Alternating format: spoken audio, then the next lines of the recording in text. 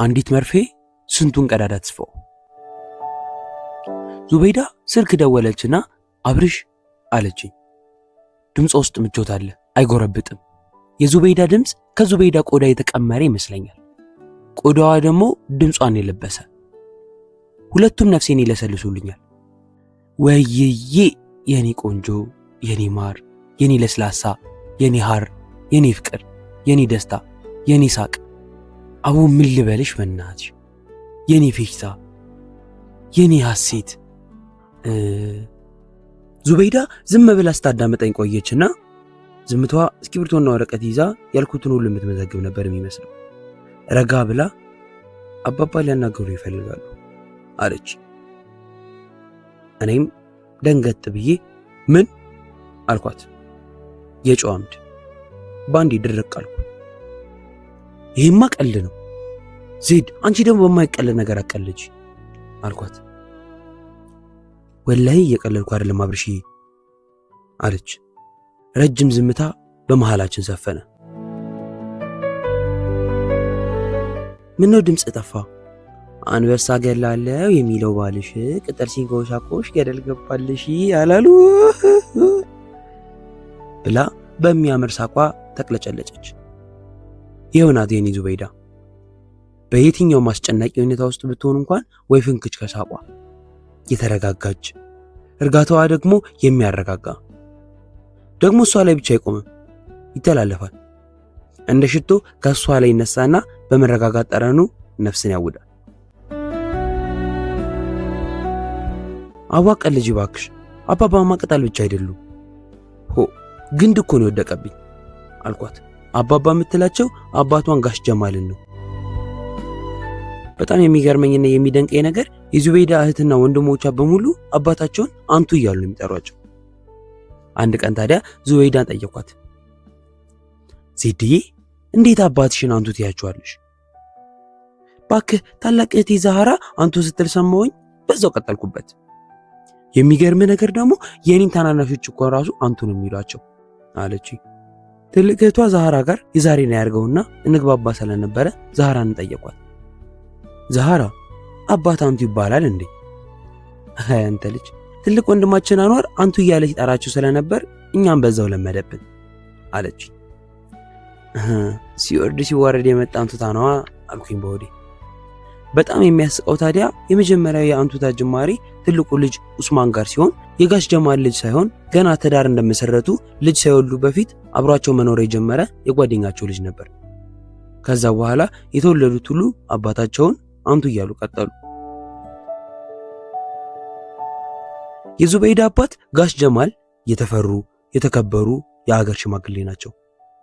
በዛ ላይ አዱንያ ሞልቶ የተለከሰከሰባቸው ሀብታም ናቸው። በየዓመቱ ለረመዳን ዝሆን የሚያካክሉ በሬዎችን እያረዱ ሰደቃ ያበላሉ፣ ምስኪኖችን ያስፈጠራሉ። ቤታቸው አስፈሪ ግርማ ሞገስ አለው። ወደ ላይ የአጥሩ ርዝመት እንኳን ተራማጅ ፍጥረት በራሪ ማዋፍ የሚዘሉት አይመስለኝም። በዛ ላይ አጥሩ ጫፍ ላይ የተጠማዘዘው ሽቦ አንዳንዴ የዙበይዳን አጥር ስመለከት ከመኖሪያ ቤትነት ይልቅ በሰሩት ወንጀል የዘላለም እስራት የተፈረደባቸው አደገኛ እስረኞች የታሰሩበት እስር ቤት ይመስለኛል። ታዲያ ፍቅር የሚባለው ጉድ የማያሻግረው ወንዝ የማያዘልቀው ከፍታ የለምና መሰላል ሆኖ ይህንን አጥር አዘለለኝ። ምን ማዘለል ብቻ፣ ግቢውን አልፌ የዋናውን ቤት በር በርግጄ እነ ዙበይዳ ሳሎን እዛ የሚያምር ምንጣፍ ላይ ሊያውም ከነጫማዬ ስቆም ቤተሰቡን በሙሉ ተበጣበጠ። ዙበይዳ የምትባለው ወርቅ የሆነች ልጃቸውን አፍቅሬ አገባታለሁኝ አልኩ። ግን ዙበይዳ እንደኔ ማሬ ፍቅሬ ጅኪንጃ አካተልም። ዝም ብላ ዓለምን በሚያስረሱ ውብ አይኖቿ ብቻ የፍቅር ጅረት እያጎረፈች ነፍሴን በሐሴት ታረሰርሰዋለች። ዶሮ እንቁላሏን አቅፋ በሙቀቷ ጫጩቶቿን እንደምታስፈለፍለው ሁሉ በሩሩና ደግ ጸባያ እቅፍ አድርጋ ከዚህ ዓለም በሻገተና በክፋት በበሸቀጠ ቅርፊት የተጠቀለልኩትን እኔን በፍቅር ትወልደኛለች። በአይኗ አቅፍ አድርጋ ታሞቀኛለች። የሚገርማችሁ ነገር አይን የተፈጠረው ሁሉ ለማየት ነው ሲሏችሁ እንዳትሰሙ። የዙበይዳ አይን የተፈጠረው እኔም ብቻ ለማየት ነበር። አቤት ዙበይዳ ማየት ስትችልበት! የእውነት አስተያየቷ ቅን ያለው፣ አስተያየቷ ጀግና ያደርገኛል። አስተያየቷ ሁሉ ነገሯ እንደተሰጠችኝ የሚያረጋግጥ የብርሃን ፊርማ አለው። ዙበይዳን በሙሉ ልብ ያፈቅራታለሁ። እናቷ ቢመክሯት፣ አባቷ ቢዝቱና ቢቆጡም፣ ወንድሞቿ በቀን 2 ጊዜ ጠዋትና ማታ ቢሸልሉና ቢፎክሩ፣ ዙበይዳ ግን የኔ የፍቅር ሰው ወይ ፍንክች ብላለች። አብርሽን ወደዋለሁ ወላሂ ያገባዋለሁ ብላቸው እረፍ ብላለች። ወንድሟ የዙበይዳ ነገር አልሆን ቢለው እኔ ጋር መጣና ይቅርታ ማነህ እባክህ እህቴን ለቀቅ አድርጋት አለኝ። እኔስ መች ሰማዋለሁ? ዜድን ወዳታለሁ፣ እግዚአብሔርን ወዳታለሁ አልኩት። በዚህ በመሃል ላይ የታጠረ ፍቅራችን በየእምነታችን ለአንድ ፍቅር አምላኮቻችንን ምስክር ጠርተን ወይ ፍንክች አለን። ቤተሰቦቿ ግራ ቢገባቸውም ሳይመርቁንም ሳይረግሙንም ግራ እንደገባቸው በቆሙበት እኛም ፍቅራችንን አይናቸው ስር ቀጠለን። ይሄ የዙበይዳ እኔን ማፍቀርና ፍቅሯንም አፍ አውጥታ መናገሯ እነ ዙበይዳ ቤት ታላቅ ታሪካዊ ድፍረት ተደርጎ ተመዝግቧል። የቅድም አያቶቿ ሁሉ ይህንን ድፍረት ቢሰሙ መቃብራቸውን ፈንቅለው ነበር ተነስተው ሀዘን የሚቀመጡት። ይሄ እንደ ቤተሰቦቿ አባባል ነው። ይህ አብርሃም የሚባል ልጅ ወይ አንድ ነገር አስነክቷታል ወይ እህታችንንማ ኢብሊስ አስጠግቷታል አሉ ወንድሟ። የሚገርማችሁ ነገር ይሄንንም ራሷ መታን ነገረች። ለመሆኑ ግን ኢብሊስ ምንድነው ዜድዬ አልኳት። ዙበይዳን ስሟን ሳንቆላምጠው ዜድ አድርገዋለሁ። ኢብሊስማ የሸይጣን አለቃ ነገር ነው አለችና ከት ብላ ሳቀች። እንግዲህ አሁንስ ወንድምሽ አበዛው። ወይ አንቺ ትርጉሙን አሳስተሻል ወይ ወንድምሽ ነገር ፈልጎኛል ማለት ነው። አሁን ለኔ አለቃነቱን ትቶ ምን አለበት ተራ ሰይጣን ቢያደርገኝ? የኔ ቆንጆ ተራ ሰይጣንማ አይደለም። እንደዛ ብትሆን እንዲህ በፍቅር ታሳብደኝ ነበር ብላ በፍቅሯ ታሳብደኝና በሆነ በመወደው አስተያየቷ አይኖቿን ጣል ታደርግብኛለች። ባየችኝ ቁጥር የሆነ ማረግ የተጨመረልኝ ይመስለኛል። ኡፍ የኔ ማር እንዴት እኮ እንደማፈቅራት። ስትስቅ ብዙ ቀን ምኗ እንደምስማ ታውቃላችሁ? ጥርሷን። ያው ጥርሷን ስሜ ስመለስ እግረ መንገዴን ከንፈሯን መዘየር ይቀር። እውነቱን ለመናገር ለዙበይዳ ነፍስን ስጥ ብባል እንኳን እሰጣታለሁ። ከልቤ እኮ ነው ምሳሳላት። ሰው ሲያያት እንኳን የሆነ የምታልቅብኝ ነው የሚመስለኝ። እንደ ጣፋጭ ከረሜላ ስሟ አፌ ውስጥ ሲሟሟ ይሰማኛል። ፈሳሹ በጉሮሮ ያድርጎ ልቤን ሁሉ አረስርሶ እስከ ግድ ጥፍሬ ውስጥ ለውስጥ ውስጤን እያጣፈጠው ሲወርድ ይታወቀኛል። እኔ ራሴ ትልቅ ጣፋጭ የሆንኩ ይመስለኛል። ንግግሬ ሲጣፍጥ ለራሴ ይሰማኛል። የሚገርማችሁ ነገር ዙበይዳ ስሟ ራሱ የተሰራው ከፊደላት አይደለም።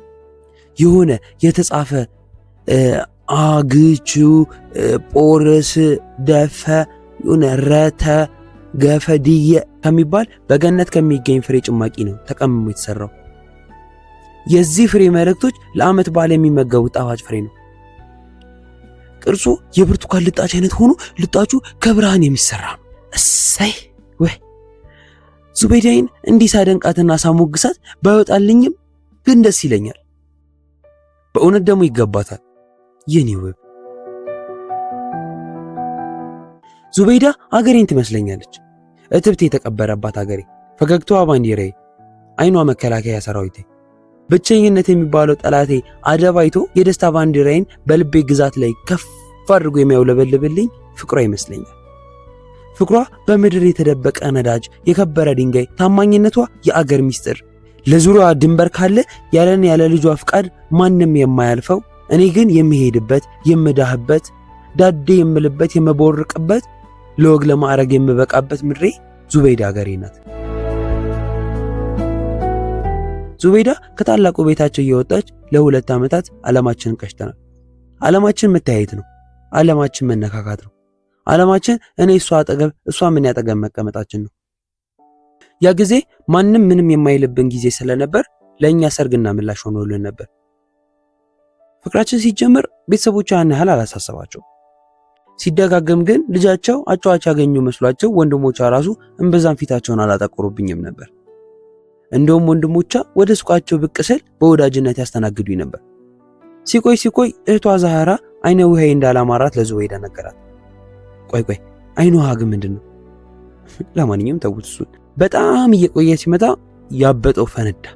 ዙበይዳ ጋር ሱቃቸው ጎራ ብዬ እያወራን ስንጫወት ቆየንና ለወጣ ስነሳ ያው ሁልጊዜ እንደምናደርገው ከንፈሯን ሰንኳት።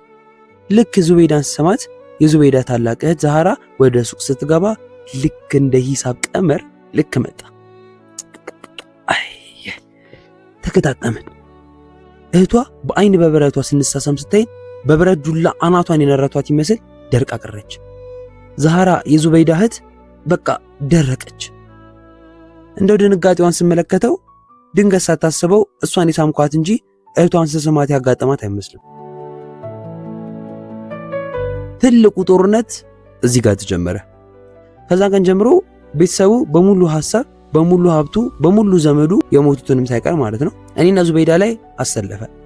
እኔና ዜድዬ ደግሞ የማይታየውን የእሳት ሰረገላ አገሩን ሁሉ ከቦ እኛን ሲጠብቅ ይታየን ነበርና ማንንም አንፈራም ነበር። ፍቅራችንን ብቻ እንቀጥላለን። ድሮም እዚህ ሱቅ ሲልከሰከስ አላማረኝም ነበር አለች ዛህራ። ዘር ቆጠሮም ተጧጡፏል።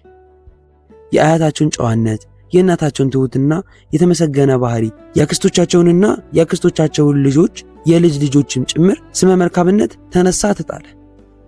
ይህ ሁሉ የታሪክ ብራና የተዘረጋው በዘር ማንዘራችን ኃጢአት የተፈጸመ የለምና ኃጢአተኛዋ ዙበይዳ ትወገር ትሰቀል ለማለት አልነበረም። እኔ ለዙበይዳ እንደማልመጠናት ለማሳመን እንጂ። ዝም ብለው ደከሙ እንጂ እኔ ሰገረመኝ ምን ሆነና። ዜድዬን እኮ አልመጠናትም፣ ግን ትወደኛለች። እንግዲህ እንኳን አያት ቅድመ አያት እስከ ሰው ዘር ጅማሬ ድረስ ወደ ኋላ ቢቆጠር እኔ ምን ላደርግ? ወደድኳታ። ምዕራፍ 2 ይቀጥላል።